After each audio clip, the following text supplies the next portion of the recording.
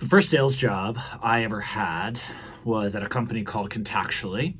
We were a CRM for any working professional that needed to figure out where their next referral was coming from and how to maintain high relationship capital with those people that would refer them the next client that they might be working with. Consultant, realtor, lawyer, could be any number of those sorts of types of professionals. And as an inside salesperson, I was getting 300 inbound leads a month, had a quota to close, and part of the job was just making sure for anybody that didn't go ahead and proactively book a call that you were dialing them in between calls that you were doing. We were doing screen demo calls, and if somebody no-showed, then you were picking up the phone and you were dialing somebody that had one of those leads that had come through, and you were hoping that that phone number was a real phone number, and you were just trying to make sure that you were booking your calendar with 16 half-hour calls a day as best as possible. And so, Contactually was a good, we had a pretty good process. We had some pretty good people that were putting things in place, learned a lot from a lot of great people that I worked with there. And we did have a methodical way of really going through each step of the process and making sure it was well documented in the CRM, and making sure that every person on the team knew exactly what things they needed to do in the CRM in order to be able to track what was working and what wasn't working in the sales process. So it's not the case that every single company that you go to and look at is doing this badly. There are some places that are doing this really well. It's just a matter of who's placing particular importance on it. So today what I want to run through is some of the signs of what it looks like when you're not doing this well. I've got 5 things that you should really be looking at in your sales process to figure out if you're doing things well. If you're seeing 3 of these that sound really familiar to you, your sales process and your sales operations really needs work. So this is definitely for those founders or executives that are working in businesses that have real revenue, have real clients. I would say people that are at least 3 million to 15 million in revenue a year and are and have a real team that they're working with. For those of you that are maybe founders or executives at companies that are a little bit less than 3 million a year, maybe you're still in that startup phase, you're trying to find product market fit, I would just bookmark this for later and come back to it. So let's get into these 5 things that I really think are signals of poor sales operations or poor sales process that you could work on. So the first one that I will touch base on is you can't describe the process that is the sales process in under 60 seconds. A lot of times when I talk to a founder of a company, I ask them, describe your sales process for me. They will be able to describe what they think their sales process should be, but won't be able to say what their actual sales process is and how it's being executed right now. The answer that comes back is, well, I think it should be this, but I think it's being done differently by every single rep. That's super common for a lot of companies. It just means that you probably haven't taken the time to document thoroughly what the ideal customer journey should be, and to then shape the process and the tools around what that ideal customer journey would be. Oftentimes what I see is they bring on their CRM, they bring on outreach or whatever other sort of sales operations tools, sales execution tools they would like. And they oftentimes look at the features that are in the tool and then shape their process around those features instead of the other way around.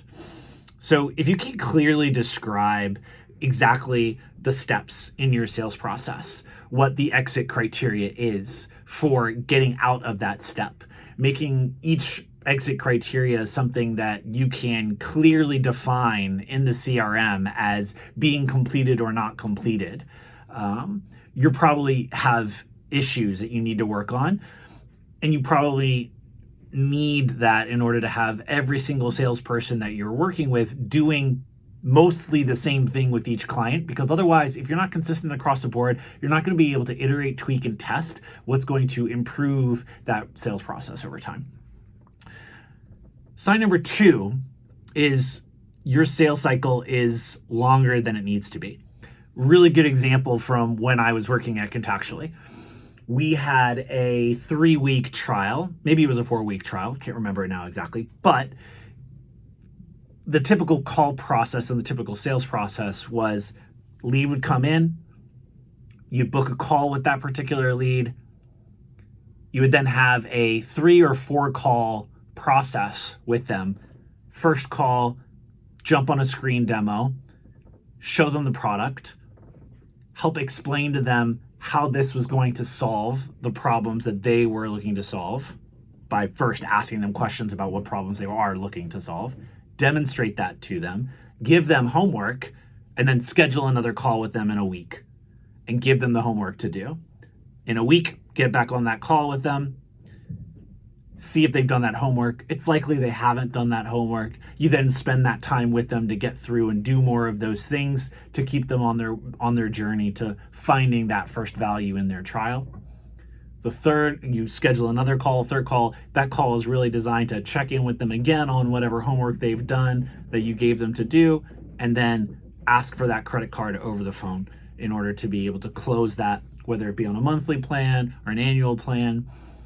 And that process was lengthy. A 4-week free trial on a software product was, we all understood and knew, probably more than what was standard at the time, and was taking too long. We wanted to shorten it, but we couldn't really shorten it because if we were just rip the Band-Aid, we didn't know what that was going to do for our sales. Is it going to tank it for a month or two? How long we have to commit? It's just very hard once you're in a particular process to change things because you don't know what sort of risk you're taking on when you're doing that. What I did was I decided I want to try and hack this system and see if I can make myself personally a lot of money, but also figure out how to make the sales process more efficient for the company, and created a bunch of demo accounts, put really great templates and workflows and things in them to be able to demonstrate that problem solution fit for the person that I was demoing. And then at the end of that first call, I just told them, if you really liked all these things that I'm showing you, these email templates, these workflows, I can copy all of this into your account, but you got to sign up for a plan right now. If you're willing to do that, then great. I can go ahead and copy all this stuff in and we can get you started right away.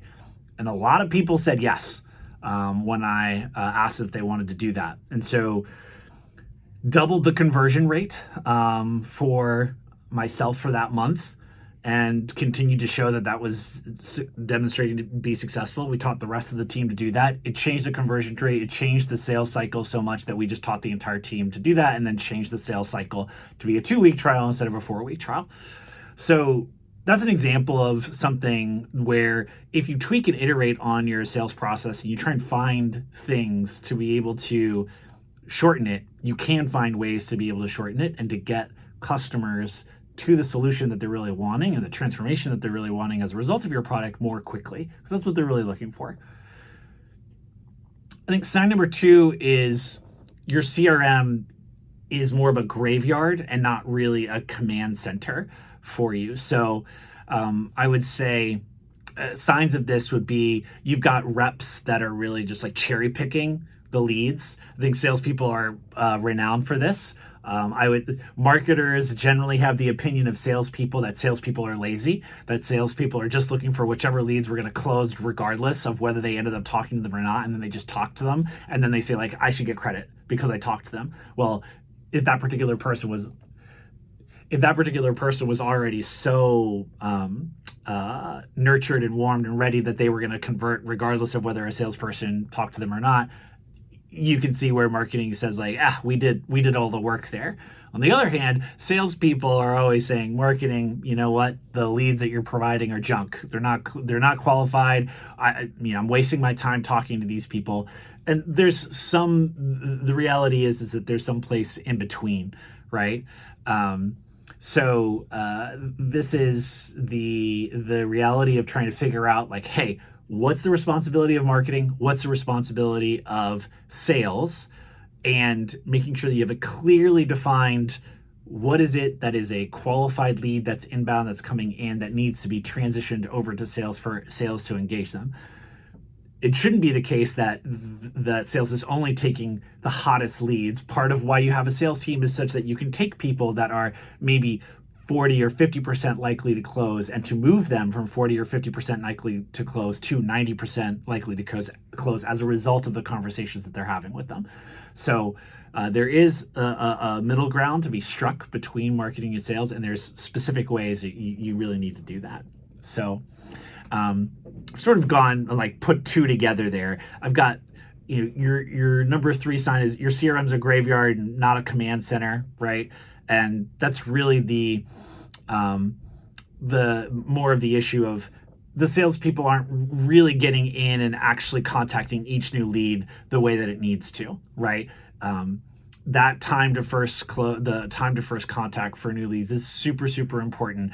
Whether it's automated or someone directly reaching out, you really need to do that well, right? If you've got things that are just dying on the vine, so to speak, in your CRM, then we need process improvements in order to be able to do that. Sign number 4, and I sort of got into it already, is marketing and sales are blaming each other for the lack of performance and things. I see this all the time. I think founders and CEOs get caught between their VP of marketing or their VP of sales, and they're needing someone. This is a really great opportunity to have somebody come from outside the company to help facilitate what needs to happen here, because if we're fighting internally with each other about who should be getting credit for what, everyone's losing. We want to create a situation where a rising tide raises all ships, and when marketing is succeeding, that means sales is succeeding more, and when sales is succeeding more, so is marketing. So solving that problem and really getting the right agreement in place and the right understanding of what a qualified lead versus a not qualified lead is, and when that handoff happens to sales and what sales is responsible for doing, right? This is the other thing that marketing will get upset about, is when they feel like they're delivering leads that are good leads, and then sales isn't actually doing the legwork to call that particular person, to email them, to try and get them engaged and actually get them on a call. So that's number 4. Number 5 is you're hiring to solve system problems. If you feel like you have, not really great process in place, and you're hiring more people to try and make growth happen, you're probably being pretty inefficient with those hires, and they could be a lot more productive if you focused first on making sure that your processes were efficient and you had the exact set of steps that you want that particular salesperson to follow, or that particular marketing person to follow, or the particular customer success person to follow. And you have all the tools in place, you have the right data in place to be able to understand what's happening in that process on a regular basis. That spend, in terms of having another person come into that system, is going to be much more productive for you. If you're making hires and those hires are doing completely different things, or it feels just like a grind constantly, and that growth isn't sort of like easy, and that person can't get into things and can't get productive and can't hit quotas or can't accomplish the goals for that particular role, it's probably a systems problem, and you need to stop and pause and not hire anybody else, and you need to make sure that you get all of those systems in place first, such that all the existing people that you have can be as productive as possible. And this is where we get that revenue growing at a more of an exponential curve, as opposed to a linear curve that is just a function of your headcount. And as your headcount grows, then so does your revenue grow in a linear sort of way. So we want to try and avoid that. We want to get you that revenue growing more quickly than the expenses of your headcount. And this is another way that to think about doing it, is to look and say, am I making hires that are actually band-aids for the fact that we have bad process in place? So one of the things I think that people just don't realize, they're always in that urgency moment trying to fix whatever is urgent and not focusing on what's truly important for long-term growth. If you're not focused on what's important for long-term, the cost is something that you're probably discounting way more than you should. this compounds over time, especially in the AI world that we're living in now, as more and more people figure out how to do their go-to-market functions, their marketing, their sales, their customer success, automate more of those things, be able to make that more and more and more efficient to make individual people that are in those roles that much more productive. Your competitors are figuring that stuff out. They're moving, they're going forward, they're just getting farther and farther and farther ahead, and you're having more and more and more systems and operations debt that you're needing to solve, and you have to dig out of that before you're going to be able to get on the same path and be able to catch up. So every day that you waste not thinking about this and not doing this is a day that you're getting farther and farther behind from other people that you're competing with.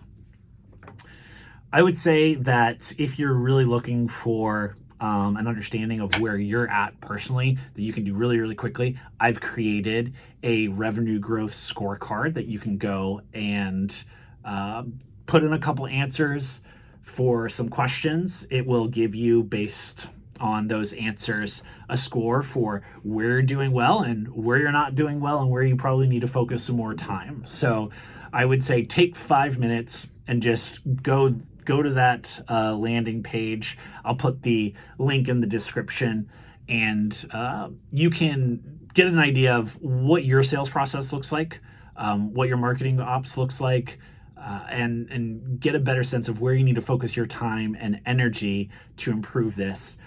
If you want to engage with me on LinkedIn. That's where I'm at most of the time. You can shoot me a connection request. You can write a comment on one of my posts. That's usually the best place to get my attention and to ask a couple of questions. So thanks so much for listening. Please subscribe if you like and want to see more of this content, and look forward to seeing you at the next video.